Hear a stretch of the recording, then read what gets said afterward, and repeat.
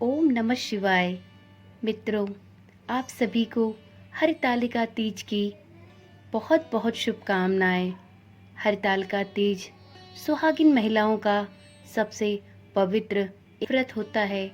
आज के दिन सभी सुहागिन महिलाएं अपने पति की लंबी उम्र के लिए निर्जला व्रत रखती हैं, 16 श्रृंगार करती हैं और दिन भर की कठिन तपस्या करते हुए बिना पानी के एक बूंद के निर्जला व्रत रखती हैं और अगले दिन पारण करके इस उपवास को पूर्ण करती हैं।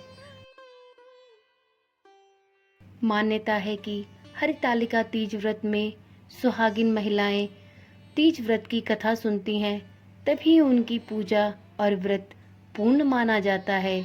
और आज के दिन की कथा बहुत ही महत्वपूर्ण होती है। तो आज की वीडियो में हम सभी हरितालिका तीज व्रत कथा का ही श्रवण करेंगे। तो चलिए प्रारंभ करते हैं। यह हरितालिका व्रत कथा शिव जी ने ही माँ पार्वती को सुनाई थी। शिव भगवान ने इस कथा में माँ पार्वती को उनका पिछला जन्म याद दिलाया था। तो चलिए कथा का प्रारंभ करते हैं। भोले भंडारी माँ पार्वती से कहते हैं, हे गौरा, पिछले जन्म में तुमने मुझे पाने के लिए बहुत छोटी उम्र में कठोर तप और घोर तपस्या की थी। तुमने ना तो कुछ खाया और ना ही पिया, बस हवा और सूखे पत्ते चबाए। जला देने वाली गर्मी हो या कपा देने वाली ठंड, तुम अपने मार्ग से अडिग नहीं हुई, डटी रही। बारिश में भी तुमने जल नहीं पिया। तुम्हें इस हालत में देखकर तुम्हारे पिता बहुत दुखी हुए। उनको दुखी देखकर नारद मुनि उनके पास आए और कहा कि मैं भगवान विष्णु के भेजने पर यहाँ आया हूँ। वह आपकी कन्या से ही विवाह करना चाहते हैं। इस बारे में मैं आपकी राय जानना चाहता हूँ। नारद जी की बात सुनकर आपके पिता बोले, अगर भगवान विष्णु यह चाहते हैं तो उन्हें कोई आपत्ति नहीं है, परंतु जब तुम्हें इस विवाह के बारे में पता चला तो तुम अत्यंत दुखी हो गई।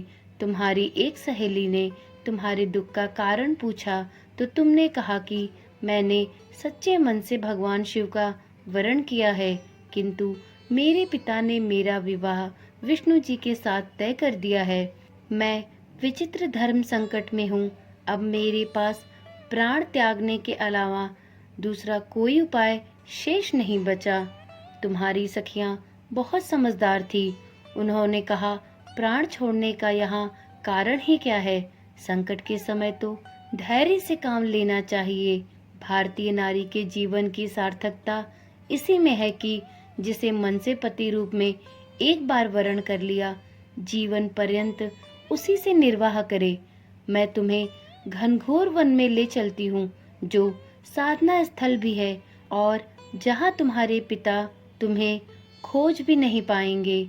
मुझे पूर्ण विश्वास है कि ईश्वर अवश्य ही तुम्हारी सहायता करेंगे। तुमने ऐसा ही किया। तुम्हारे पिता तुम्हें घर में न पाकर बड़े चिंतित और दुखी हुए।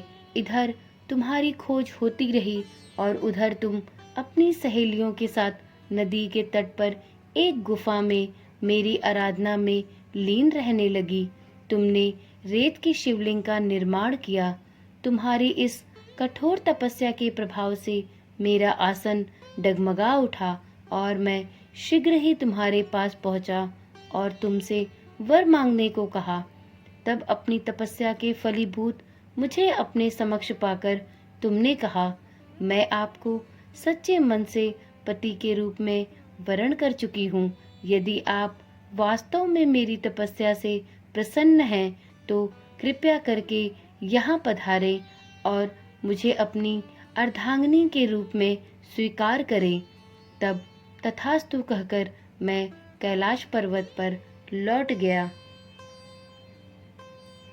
उसी समय गिरिराज अपने बंधु बांधवों के साथ तुम्हें खोजते हुए वहां पहुंचे। तुमने उनसे सारा वृतांत बताया और कहा कि मैं घर तभी जाऊंगी जब आप महादेव से मेरा विवाह करेंगे। तुम्हारे पिता मान गए और उन्होंने हमारा विवाह करवाया।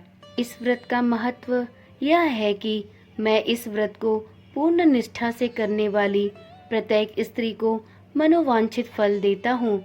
इस पूरे प्रकरण में तुम्हारी सखियां तुम्हारा हरण करके ले गई थीं, इसलिए इस व्रत का नाम हरितालिका व्रत हो गया। इस व्रत से जुड़ी एक मान्यता यह भी है कि इस व्रत को करने वाली स्त्रियां पार्वती जी के समान ही सुखपूर्वक पति रमण करके शिवलोक को जाती हैं। सौभाग्यवती स्त्रियां अपने सुहाग को अखंड बनाए रखने और अविवाहित युवतियां अपने मन मुताबिक वर पाने के लिए हरितालिका तीज का व्रत करती हैं। इस दिन व्रत करने वाली स्त्रियां सूर्योदय से पूर्व ही उठ जाती हैं और स्नान आदि से निवृत्त होकर पूरा श्रृंगार करती हैं। पूजन के लिए केले के पत्तों से मंडप बनाकर गौरी शंकर की प्रतिमा स्थापित की जाती है। इसी के साथ पार्वती जी को सुहाग का सारा श्रृंगार सामान चढ़ाया जाता है। रात में भजन कीर्तन करते हुए जागरण कर 3 बार आरती की जाती है और शिव पार्वती विवाह की कथा सुनी जाती है। इस व्रत के व्रती को शयन का निषेध है, इसके लिए उसे रात्रि में जगकर भजन कीर्तन के साथ रात्रि जागरण करना पड़ता है।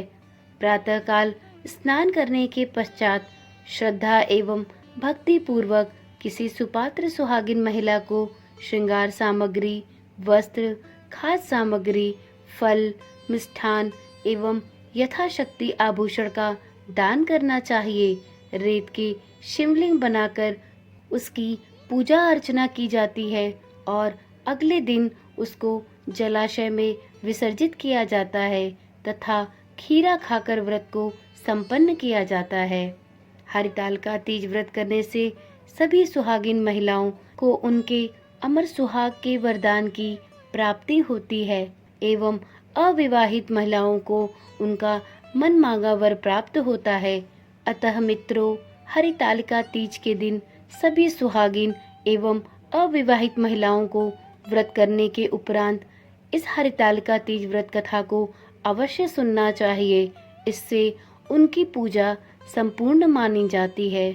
ईश्वर करे यह हरितालिका तीज व्रत आप सभी का मंगलमय एवं मनोवांछित वर को देने वाला बने, ऐसी ईश्वर से प्रार्थना करती हूँ। चलिए आज की वीडियो यहीं पर समाप्त करते हैं और एक बार पूर्ण भक्ति के साथ बोलते हैं ओम नमः शिवाय, ओम नमः पार्वती पतये, हर हर महादेव।